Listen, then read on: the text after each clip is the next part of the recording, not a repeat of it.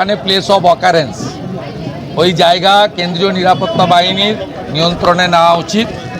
আর গতকালের পরিকল্পিত হামলাও তদন্তের দায়িত্ব সিবিআইকে দেওয়া উচিত, কারণ গতকাল প্রায় 1.5 থেকে 2,000 একটি বিশেষ সম্প্রদায়ের শান্তি বাহিনীকে হাওড়া থেকে, কামারহাটি থেকে এবং বেলগাছিয়া থেকে জড়ো করে এই হামলা করা হয়েছে। এটা নিন্দার কোনো জায়গা নেই। আমরা নন্দীগ্রামের লোকরা হ্যাবিচুয়েটেড। আমরা হনুমান পূজার দিন হামলা দেখেছি, আমরা জানি এরা কি করে। আমি জিতেছি বলে এখানে হিন্দু লোকগুলো বেঁচে আছে, সব শেষ করে দিত। 2021-এ দেবব্রত মাইতিকে খুন করেছে, এবারের লোকসভা ভোটেও রথিবালা আড়িকে খুন করেছে। মমতা বলছে যে আদালতের নির্দেশে সিবিআই যদি হয় ঠিক আছে, কিন্তু যারা দোষীরা যেন শাস্তি পায়, নির্দোষ যেন শাস্তি না। দোষী তো উনি নিজে।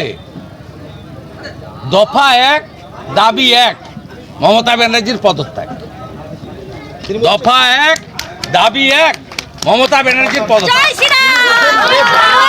আমি এই রাজ্যের সব রাজনৈতিক দলকে বলবো, কালকে স্তব্ধ করুন বাংলা।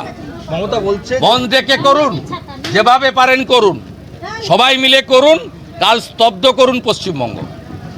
দফা 1 দাবি 1 মমতা ব্যানার্জির পদত্যাগ। দফা 1 দাবি 1 মমতা ব্যানার্জির পদত্যাগ। কালকে 2,000 বিশেষ সম্প্রদায়ের লোককে জড়ো করে ডাক্তারি ছাত্রদের উপর আক্রমণ করেছে, ক্ষমার অযোগ্য।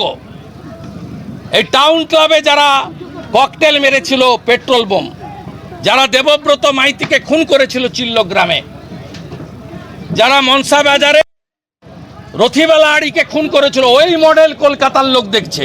আমরা তো আগে দেখেছি, তাই নন্দীগ্রামের লোক ওদের ভোট দেয় না। নন্দীগ্রামের লোক আগে থেকে প্রস্তুত হয়ে গেছে। কলকাতা বুঝুক এবারে। তথাকথিত সেকুলারিজমের ঝান্ডা নিয়ে ঘুরেন যারা, তাদেরকে বলুন। যারা বলেন না ভাই ভাই ভাই ভাই, তাদের বলুন।